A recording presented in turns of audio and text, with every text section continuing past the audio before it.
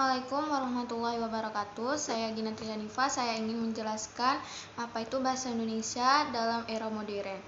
Bahasa Indonesia merupakan bahasa pemersatu atau bahasa wajib bagi masyarakat Indonesia.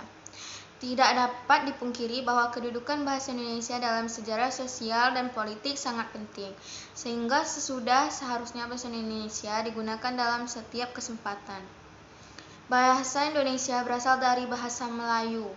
Bahasa Melayu inilah disingkat oleh para pemuda bahasa Kongres Pemuda 28 Oktober pada 28 Oktober 1928 menjadi bahasa Indonesia. Tujuannya ialah ingin mempersatu negara para pemuda Indonesia dengan menamai diri mereka bangsa Indonesia. Dan begitu pula bahasa Indonesia mempunyai kedudukan yang sangat penting, tercantum pada ikat ketiga Sumpah Pemuda yang berbunyi, "Kami putra dan putri Indonesia menjunjung bahasa persatuan bahasa Indonesia."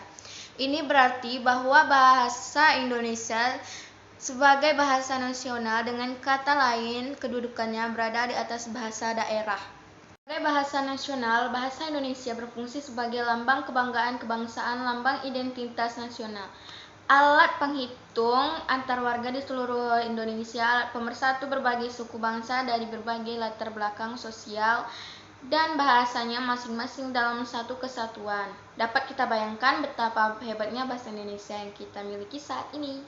Tersebut mengacu dari perilaku masyarakat Indonesia yang menggunakan bahasa Indonesia tidak sesuai dengan kaidah dan aturan yang berlaku. Akibat pemakaian bahasa Indonesia yang kacau, rancu kosakata yang tidak jelas dan makna yang sulit dipahami, pembelajaran selama ini seolah-olah belum cukup untuk meredam perilaku menyimpang dari para pemakal bahasa Indonesia. Penggunaan bahasa Indonesia bertanggung jawab penuh terhadap perkembangan bahasa Indonesia. Baik buruknya bahasa Indonesia 10 tahun, 20 tahun, hingga 30 tahun mendatang ditentukan oleh penggunaannya. Setiap warga negara Indonesia harus berperan serta dalam membina dan mengembangkan bahasa Indonesia ke arah yang lebih baik, bukan sebaliknya. Dan baiklah, saya akhiri dengan wabillahi taufiq wa hidayah. Assalamualaikum warahmatullahi wabarakatuh.